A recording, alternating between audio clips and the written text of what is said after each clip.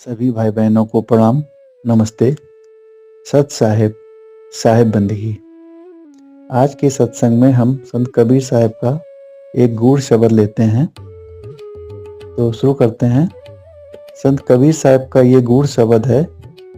कबीरा वो दिन याद कर, पग ऊपर तल शीस, और मृत मंडल में आए कर भूल गया जगदीश।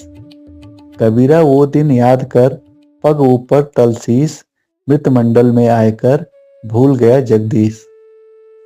संत कबीर साहब इस वाणी में कह रहे हैं कि हमको सभी को वो दिन याद रखना चाहिए जब हम माँ के गर्भ में 9 महीने थे, हमारे सर नीचे और पैर ऊपर थे।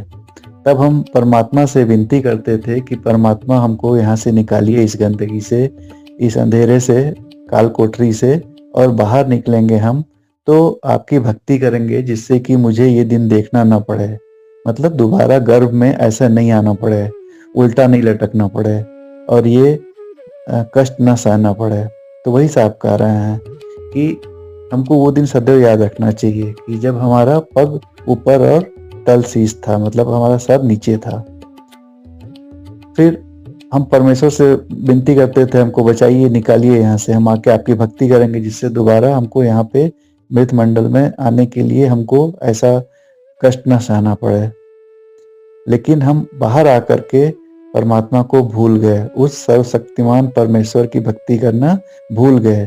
पूरा जीवन हम घर परिवार, धन दौलत, मान बढ़ाई, मैं मेरी, चुगली, निंदा और पाखंड में जीवन जीकर बिता रहे हैं। और एक दिन ये सब छोड़ करके अचानक जाना पड़ जाएगा, उसके बारे में हम विचार नहीं कर रहे हैं। सारा समय हम इसी मान बढ़ाई और पैसे इकट्ठा करने में लगे हुए हैं, और एक दिन सब छोड़ के निकलना पड़ जाएगा तो कुछ नहीं कर सकते हैं। फिर वही जिसको बोलते हैं संत मत में 84 का चक्कर, मतलब फिर 84 लाख योनि में भटकते रहेंगे, और जितने जीव जंतु दिख रहे हैं सभी में किसमें जाना हो ये मालूम नहीं है।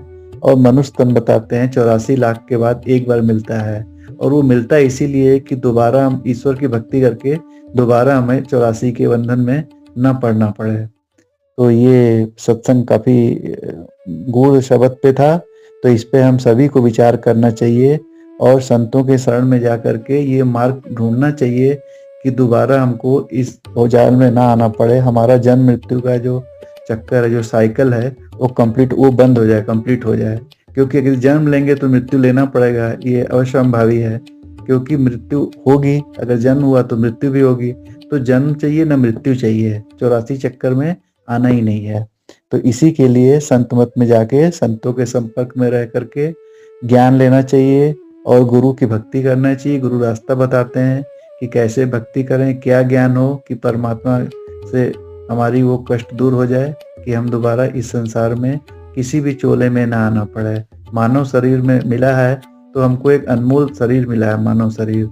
एक ऐसे ही एक दोहा और याद आ गया, क्या कहते हैं कि आए थे हरि भजन को, ओटन लगे कपास।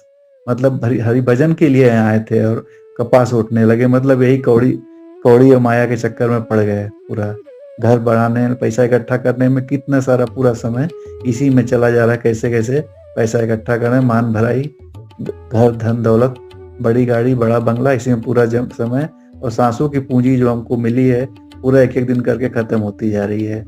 कहते हैं 21,600 सांस हम पर डे खर्च कर रहे हैं, और जब ये सांसें खत्म हो जाएगी तो ये चोला खाली करवा लिया जाएगा और नया चोला तैयार रहेगा, उसमें चला जाना पड़ेगा। तो इस वाणी को समाप्त करते हैं।